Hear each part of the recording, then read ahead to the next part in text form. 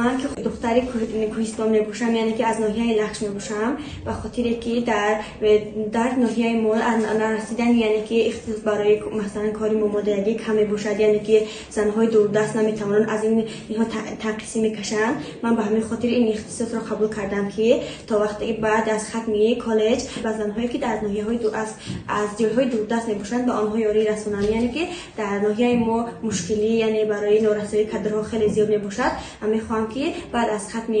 کالج به ناحیه خود برگشته به نیازمندان رساندن باشد، یعنی که مقصد اساسی من به خاطر انتخاب کردن این اختصاص به خاطر یاری رساندن به زنهای ملی باشد.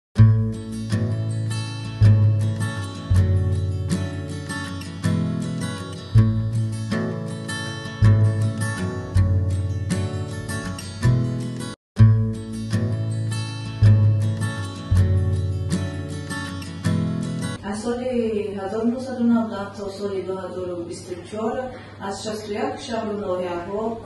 و 20 مسائل تحصیلات عالی کسبی زیاده 27322 نفر، 16014 نفر دختران و 11308 نفر پسران خرکنندگان مستوی تحصیلات میانه عمومی برای تحصیل و مستوی تحصیلات عالی کسبی کشور فرا گرفته می شوند.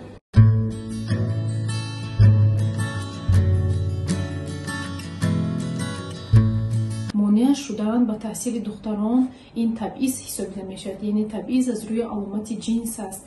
و